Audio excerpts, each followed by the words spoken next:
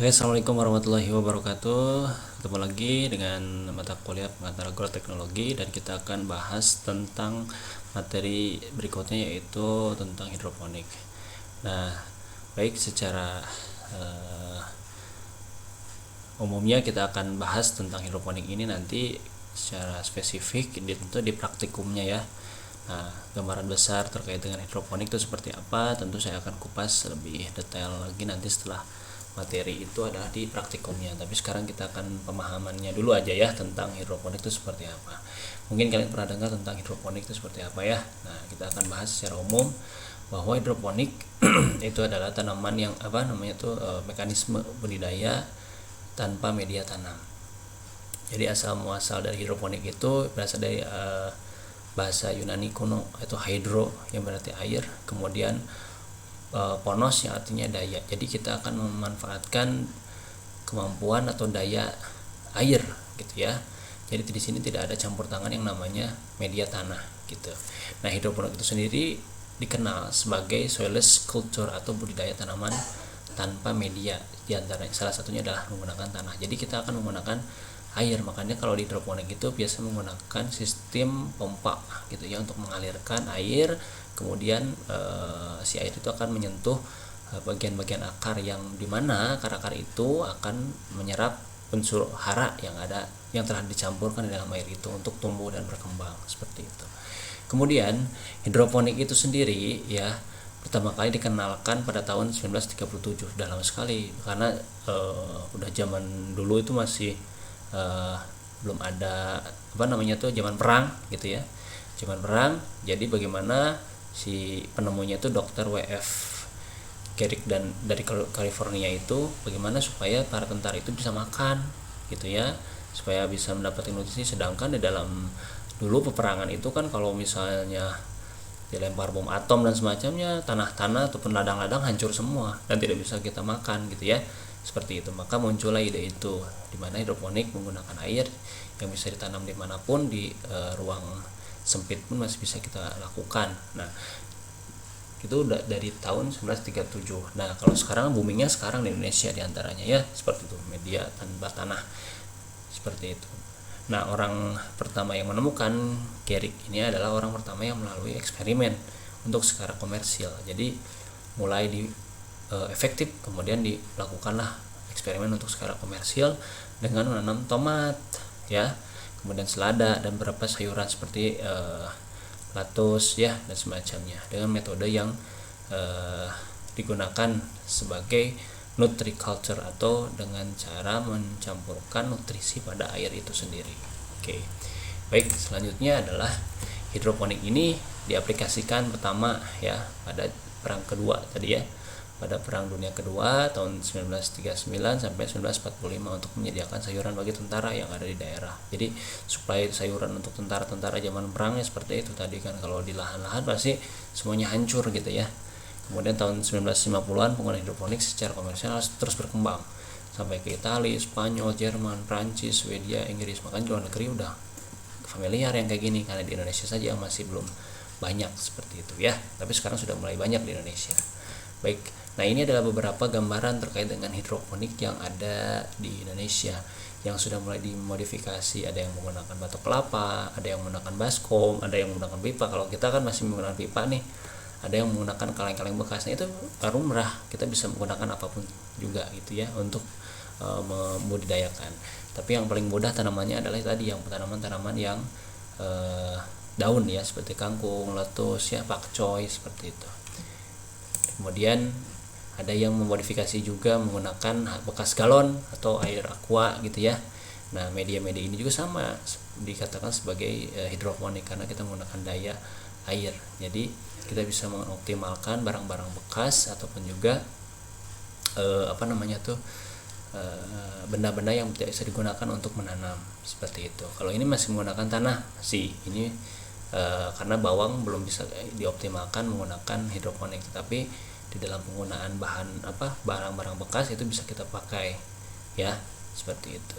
Baik. Nah, ada beberapa macam dalam hidroponik itu. Ada yang disebut dengan metode Wick atau ebb and flow, ada NFT, ada water culture, ada drip, dan juga aeroponik. Kalau wick itu tadi kita merendam tanaman atau akar tanaman pada sebuah botol ataupun juga toples gitu ya.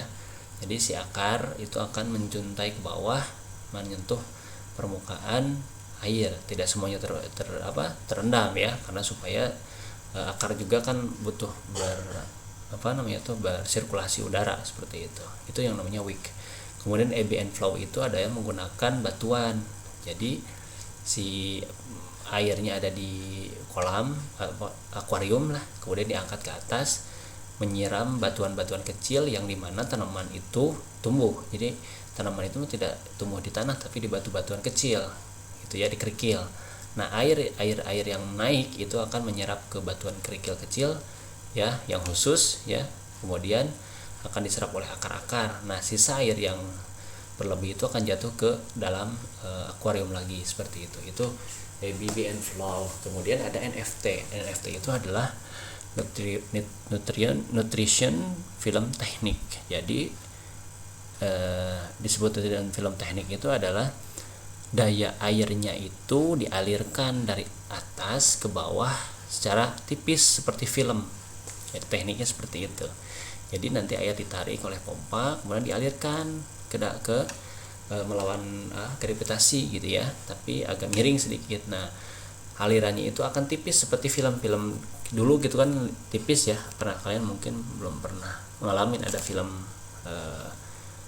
film foto itu yang tipis kayak kertas lah gitu ya, tipis sekali seperti itu dan menyentuh permukaan akar. Dan nanti itu akan disentuh oleh akar, diserap nutrisinya dan akan membuat proses pertumbuhan dan perkembangan tanaman seperti itu.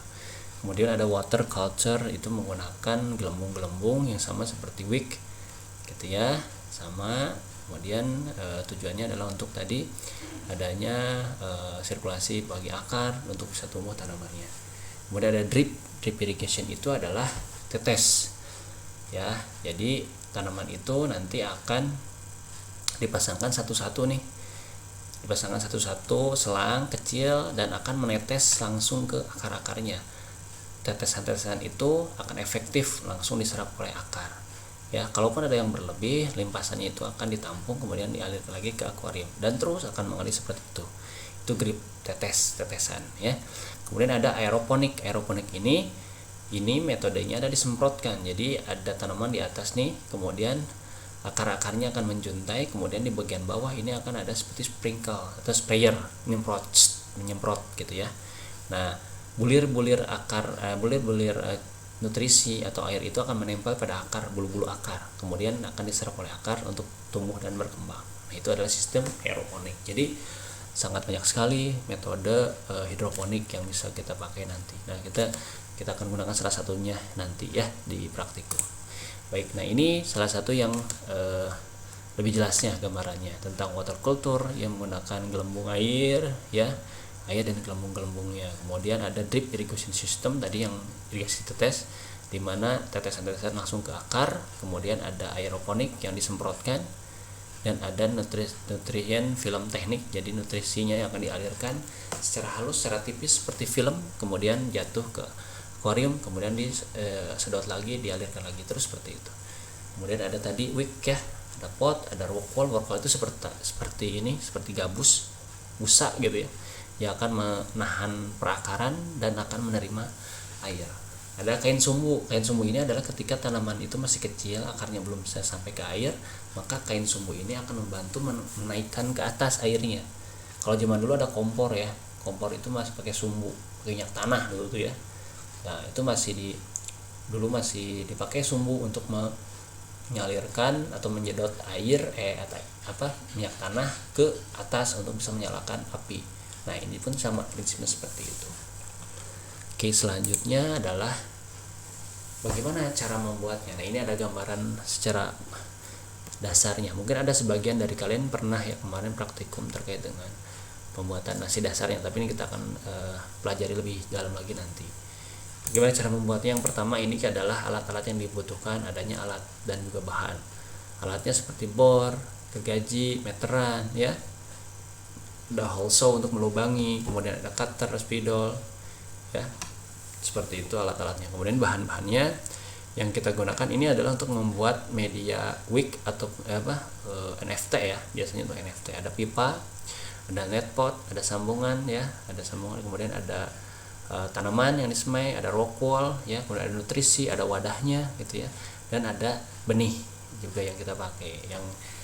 Yang kalau kita gunakan itu tentu sesuai dengan NFT, dengan media NFT. Kalau NFT biasanya untuk sayur-sayuran, tapi kalau untuk buah bisa, tapi metode yang digunakan beda-beda lagi ya, jenisnya bukan NFT. Bisa NFT tapi bentuknya harus agak lebih besar, karena untuk tanaman buah perakarannya harus lebih besar, sehingga alatnya atau penampungnya jauh harus lebih besar lagi, seperti itu. Kemudian nanti ini ada video, saya akan putarkan ini untuk NFT nya. Ini film teknik.